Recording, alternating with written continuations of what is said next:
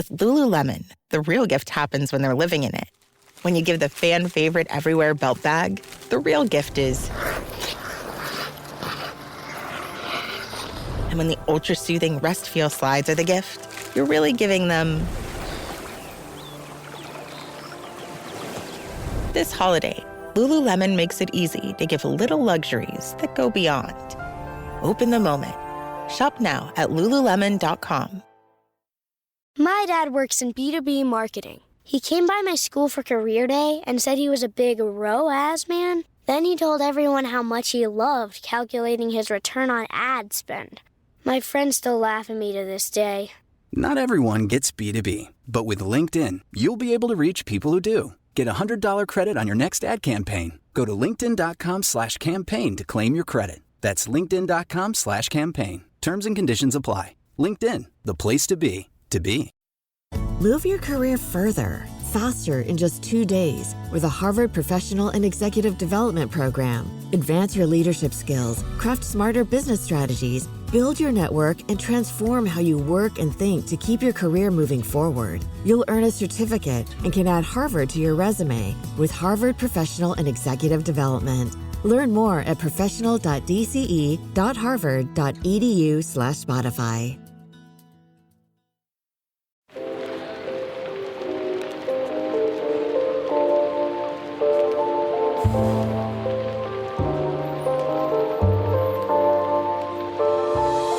Welcome to Book Talk for Book Talk, a literary podcast where we have been deep diving into your favorite novels. This is Jac. And I'm Amy. And our listeners love to share their thoughts and theories via email and voicemail, so we're sharing some of them via our weekly mini episodes.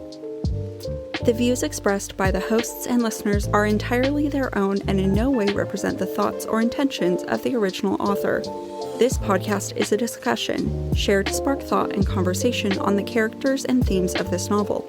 Spoilers may be discussed with or without warning. Explicit language, as well as themes of sex, violence, abuse, death, and depression will recur throughout this podcast. Listener discretion is advised. Welcome to our mini episode series. During each mini, we'll be reading listener feedback and theories, as well as discussing all things Sarah J. Maas, including her ACOTAR, Crescent City, and Throne of Glass series. For this week's mini episode, we're reading our listener hot takes that were submitted via Instagram. They were some pretty good hot takes. All the love to everybody who submitted hot takes. There's no right or wrong here. That's not true.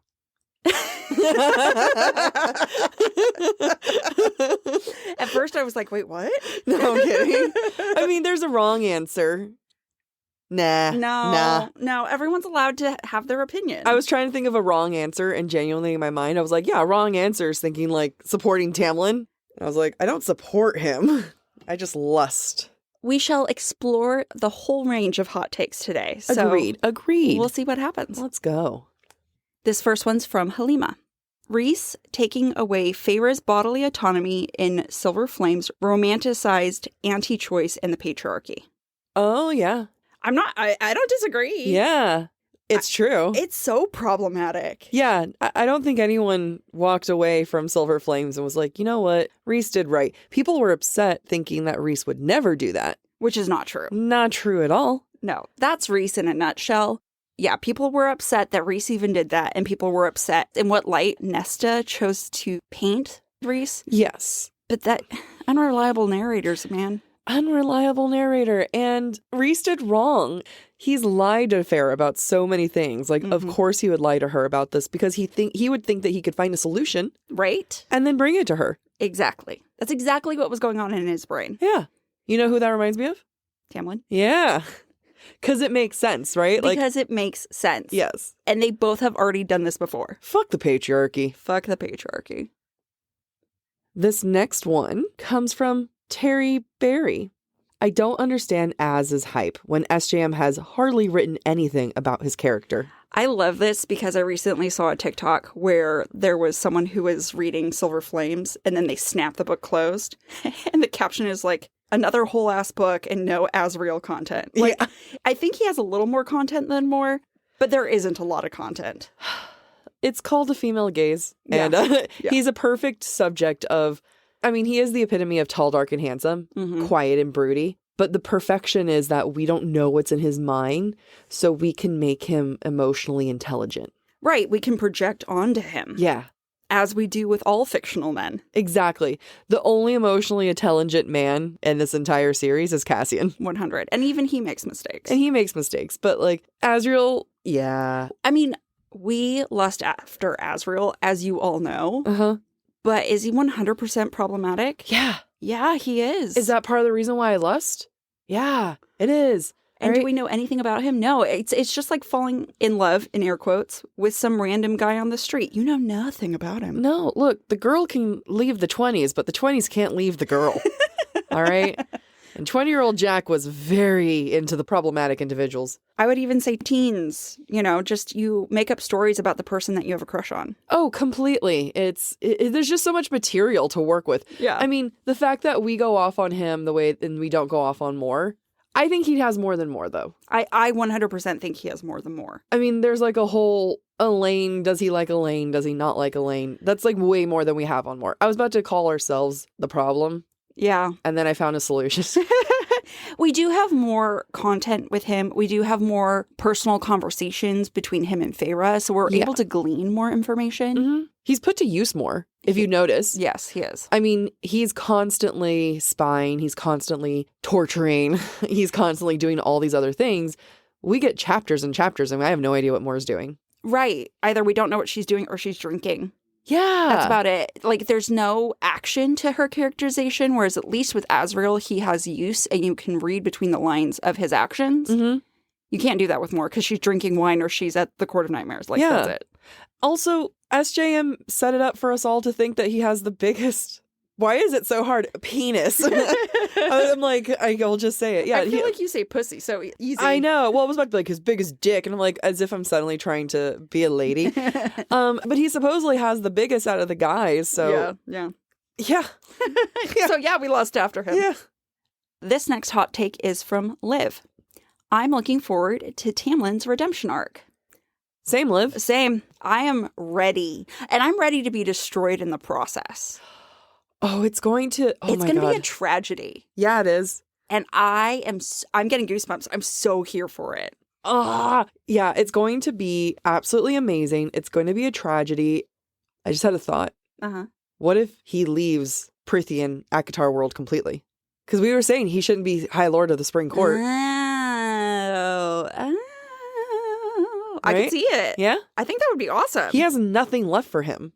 Yeah, he needs there. like a fresh start. He needs a full fresh start. And whether that's Bryce's world, whether that's Throne of Glass world, I want him to have his redemption arc. I think Tamlin's redemption arc is going to be Nesta level emotional. Yeah, I think so too. A lot of self-hatred, a lot of reflection, a lot of, hi, it's me, I'm the problem. Yep. It's going to be good. I'm excited.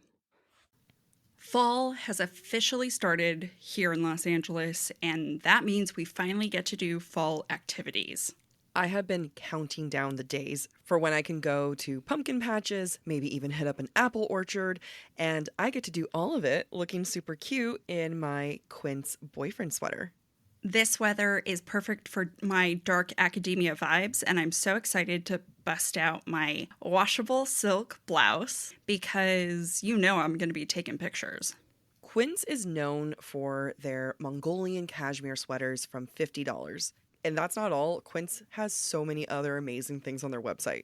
All of those items are priced 50 to 80% less than similar brands. That includes leather jackets, cotton cardigans, soft denim. Like, my entire fall wardrobe is genuinely turning into Quince wardrobe. By partnering directly with top factories and cutting out the cost of the middleman, we get savings as the customer. One of my favorite parts about Quince is the fact that they only work with factories that use safe, ethical, and responsible manufacturing practices. And they still manage to get premium fabrics and finishes for that, luxury feeling for every item that they have. Get cozy in Quince's high-quality wardrobe essentials. Go to quince.com/booktalk for free shipping on your order and 365-day returns. That's Quince, QUINCE.com/booktalk, BOOKTALK, to get free shipping and 365-day returns. That's quince.com/booktalk. Move your career further, faster in just 2 days with a Harvard Professional and Executive Development Program. Advance your leadership skills, craft smarter business strategies, build your network, and transform how you work and think to keep your career moving forward. You'll earn a certificate and can add Harvard to your resume with Harvard Professional and Executive Development. Learn more at professional.dce.harvard.edu/Spotify. This next one hurts. This is from Stepanka. Reese should have stayed dead. Love him, but it's true. I agree. I agree. I agree. I agree.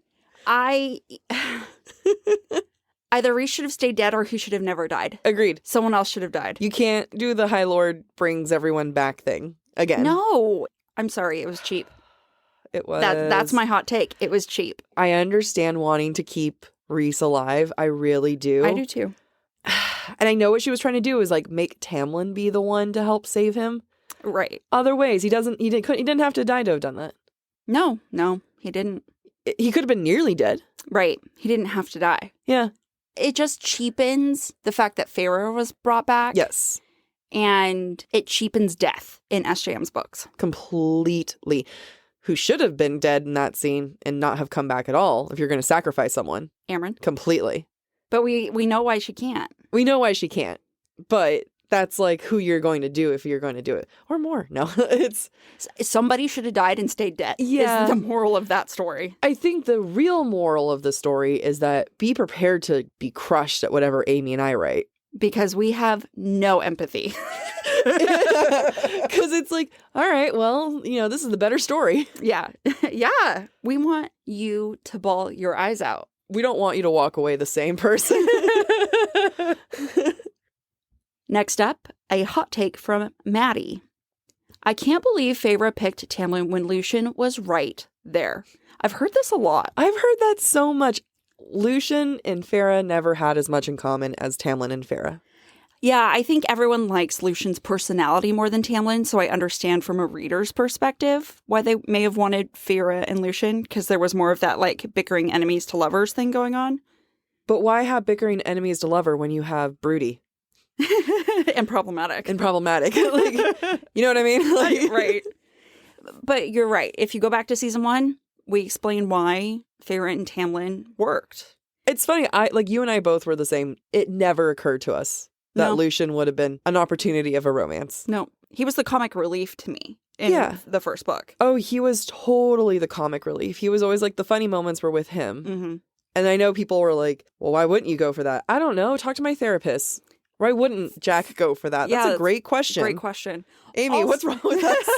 I can see your life flashing before your eyes and be like, oh shit, what is wrong with me? Here's the other thing. We don't get the hot descriptions of Lucien till Wings and Ruin. Yes. We don't get him shirtless. We don't get the thighs. I was going to say muscled thighs, muscle pecs, sculpted abs. We didn't get those things. Pretty sure we made the last part up and he always had the shirt on, but in our heart, he was half naked. No, he was half naked in Wings and Ruin. When? When she has the nightmare and goes into his bedroom. Remember, he's buttoning up his pants? Shit, yeah, he buttoned up his pants. There's nothing more sexy than a man putting on clothes. Forgot. You're right. All right, the next hot take, and this might be the hottest takes of all the hot takes, is from Elizabeth. Are you ready? I'm prepared. Best podcast of the year, in my opinion. Oh my God. Thank you. Just the year? Only this year? Last year? Or future years. No, that's really sweet. Thank you for your nomination and for consideration of being Best Podcast of the Year. We hope to fulfill that. And to continue to win your hearts. For in years to come. Yeah. In high school how they'd have every year they went to state. Oh, yeah. Yeah. That's going to be us. That's going to be us. Best Podcast of the Year, 2022. Best Podcast of the Year, 2023. It'll be Elizabeth's name over it. You're thank you, Elizabeth. We're here. Best Podcast of the Year. Next up is a hot take from Sarah. I maintain that Tamlin just needs therapy. I want a Tamlin redemption arc. Similar, but yes, the man needs therapy.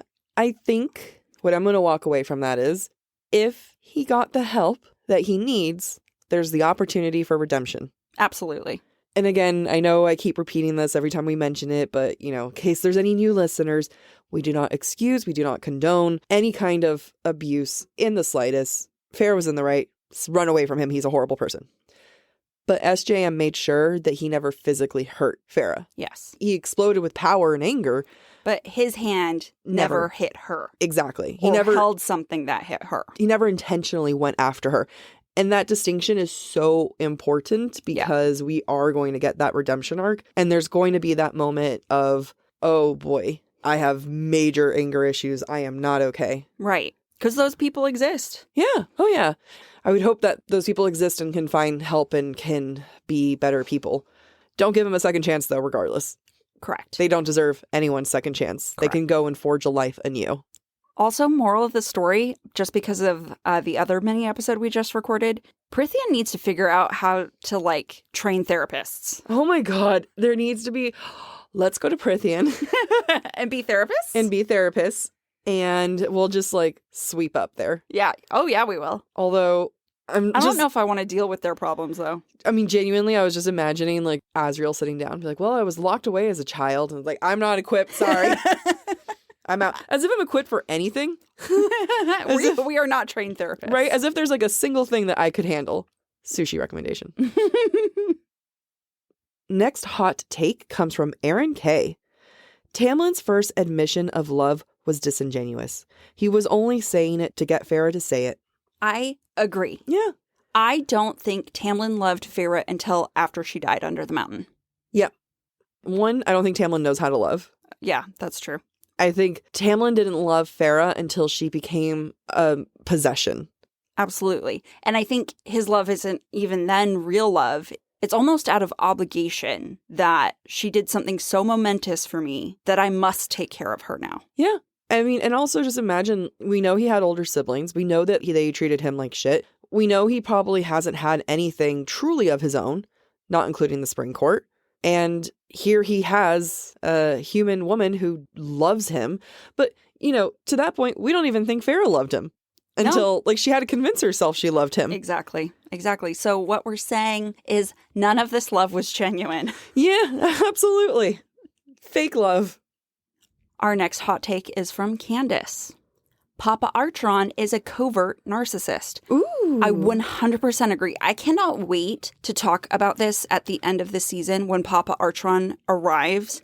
I watched a TikTok. I did not know she was a listener, but one of our listeners has a TikTok talking about Papa Artron and how much of a narcissist he is and explaining why Nesta hates him for what he does at the end of Wings and Ruin. I love it, and I cannot wait to bring this up. Yeah. But he 100% is a narcissist. Why did he name the ships after his daughters? To reflect good on him. Yeah. Not on them. It really isn't explored too much of how much he really messed up. You know, like, yeah. Suddenly he gets healthy, right? Mm-hmm. The money comes in and he ditches his daughter so fast. Yeah. And we can't say it's immediately because he's getting help. No, I can almost guarantee it's not. Yeah, like he was just off to go make more money. Right. And then suddenly he comes back and he's like, oh yeah, by the way, I never told you this, but I'm actually here to help save you. No, he didn't want to be a father. No, he never was. I'm trying to think it more in his mind. So he had a wife who was obsessed with him, right? That's what we know, is that Mama Archeron was way more invested in him than she was with anyone else, an obsessive love. She dies. He doesn't get that obsessive love from anyone. Right. The closest thing is from Elaine. That level of narcissism where it's like, oh, I'm not getting my obsessive love, so I'm going to shut down. Right. And not help anyone. Exactly. Because he probably could have worked on healing his leg. He didn't have to be the way he was. That was a choice. Just like the grand gesture at the end of Wings and Ruin is a choice. And like everyone speaks well of him afterward, right? Again, it was for his sake and his getting accolades from other people for himself. Yes. And it's not for the daughters or for the sake of saving them. And that's something that like I've talked about in therapy before. You're allowed to be angry at being deprived of a version of someone, even though that version exists to others. And that's okay. Like, that's still abuse. Like, that doesn't mean they're a good person. They can be a good person to other people, but if they were shit to you. Yeah. I hope our therapy is helping other people. I hope if someone's debating going to therapy, they hear us and say, wow, okay, cool. Therapy's great. I was about to say, wow, they're better, but you know, we can't say that, but I can say therapy is the best. Yes. His code name's Jackal. He's an exceptional assassin. Streaming now on Peacock. He will kill again, unless we stop him. Academy Award winner Eddie Redmayne. You're paying me to kill him. I am charging you for getting away. The Jackal's here. Look at the exits. BAFTA Award winner Lashana Lynch. I will find him, and I will kill him myself. I like to win. So do I. The Day of the Jackal. Streaming now, only on Peacock. Okay, next hot take from Maggie. Azriel is trash. Post bonus chapter take. Okay. So post Silver Flames bonus chapter. Yeah. Yeah. He's a thoughtless male. Just like all fucking males are most of the time. Don't you dare say that about Cassian. Okay, fine. However, it's such a male move. Oh, completely. I could see all of my brothers pulling this shit. Many men in my life. For whatever reason, the fact that Azriel gives Gwen the necklace that was meant for someone else, that is clearly romantic, makes me think of the fact that my roommate didn't wash the dishes. Oh my gosh. And he knew. After you had spent how many? Spent 45 minutes helping cleaning up after that party. And he added to the dish pile. Instead of cleaning it. But it's just the most like male thing where it like we were talking about it and it's like, you know, sometimes I'm sure women are the same too. It's just thoughtless. It's like they live in the present tense and they don't know of like actions and consequences. Right. Or what's other people's past or something. Right. They don't look at the scene holistically and all the inputs and outputs.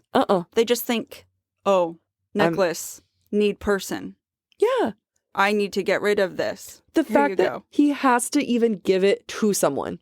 Why couldn't he have just thrown it in the Sidra like Cassian did? Like Cassian. You want to be pissed off? Go throw it in the river. That's fine. Yeah. Have your moment. All right? Like walk in the cold, throw it in the river. Tell yourself it's going to be a new year, new you. And then just like move on. But no. I feel confident talking about my roommate knowing that he'll never listen to this. 100. And honestly, I would say it to his face anyway. Yeah. Oh, I was ready to. It turns out he did the dish later. Last minute. Next up is a hot take from Katie. I don't like Silver Flames as much as the rest of the books because Feyre and Rhys were side characters. I get that. If you're a hardcore Feyre and Rhys lover and you want their story to continue, I totally respect it.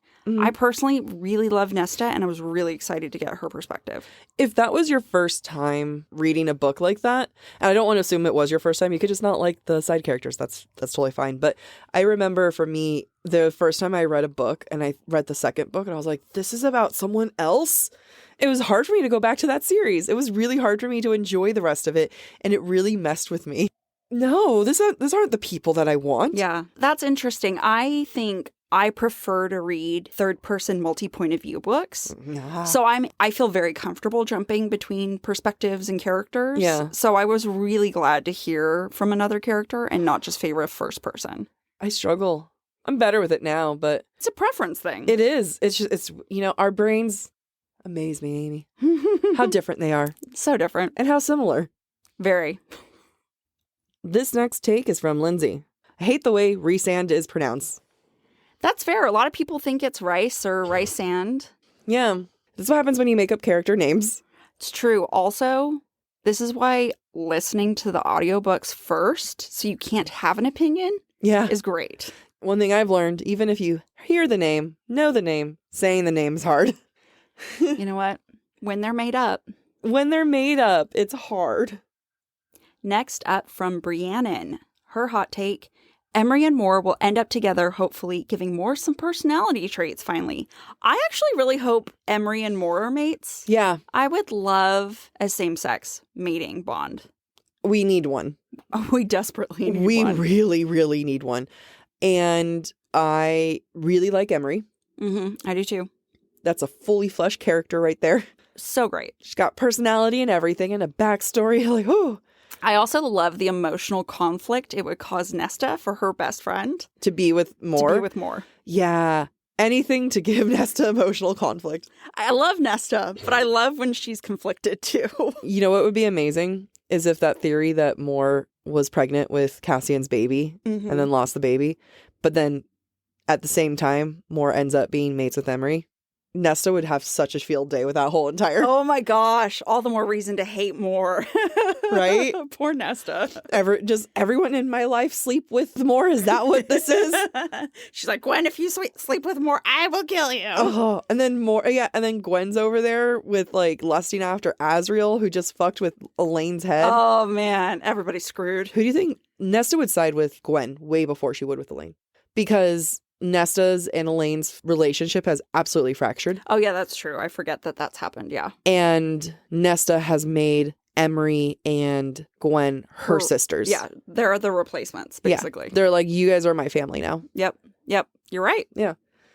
This last hot take comes from Colleen, and shout out to Colleen. She's the one who suggested we do a hot takes episode. Colleen, you're the best. Love Colleen. Is. Colleen's hot take. Boy, is it hot. Oh, boy. I don't think the Valkyries should have won the blood right with the amount of training they had. Oh.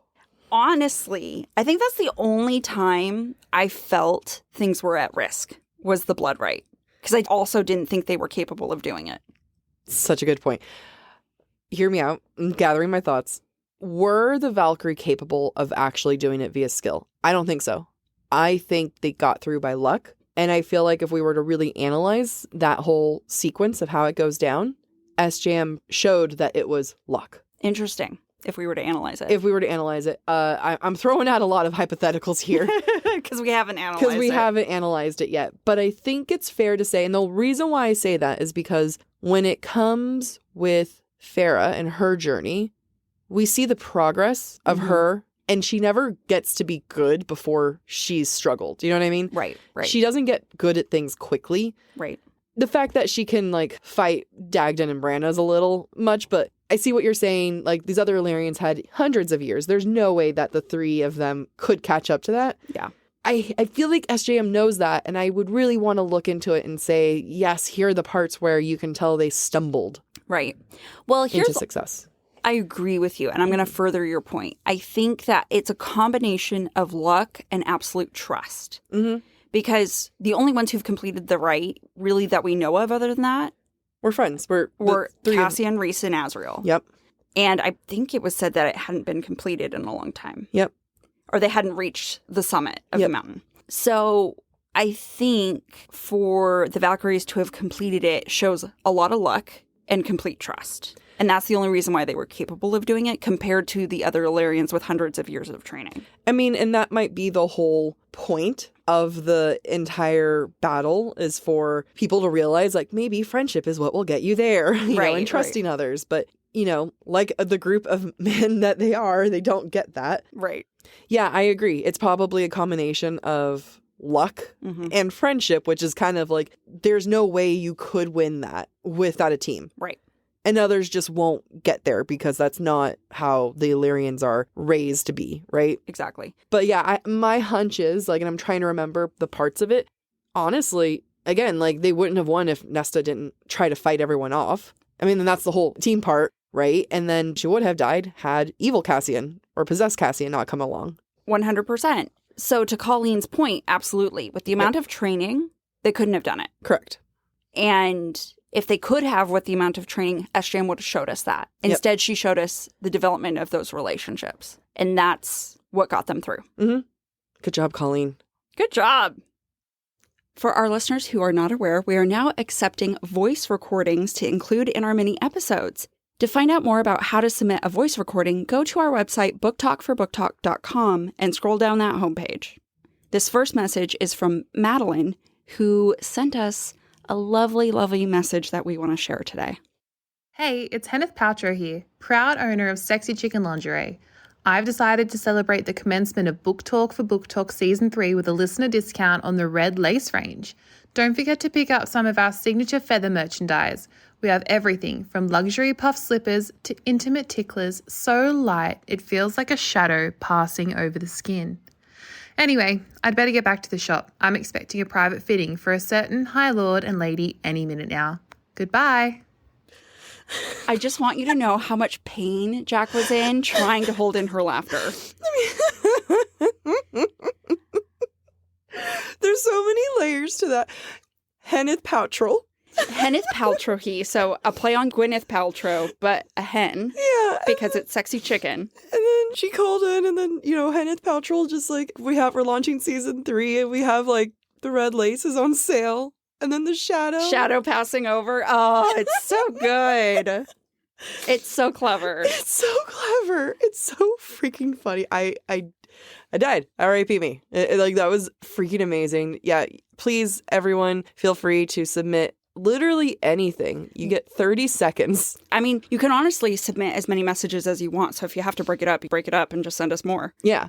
Be like, part 1. And then just say. Yeah. But yeah, anything you want to send us, because that was freaking genius. Yes. And the first recording you do, if you muck it up, you can delete it and re-record. You just record until you're happy and send it. Yeah. So thank you, Madeline. That was amazing. I want to somehow save that as my voicemail, but it won't make sense. Oh, yeah. Nobody will understand. No one will get it.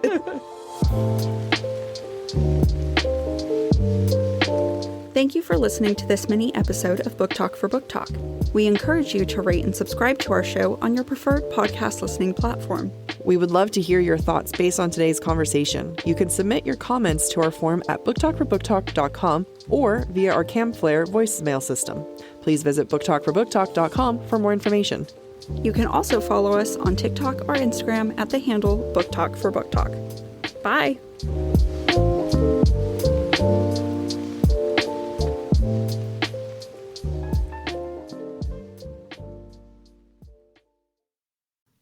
Fall has officially started here in Los Angeles, and that means we finally get to do fall activities.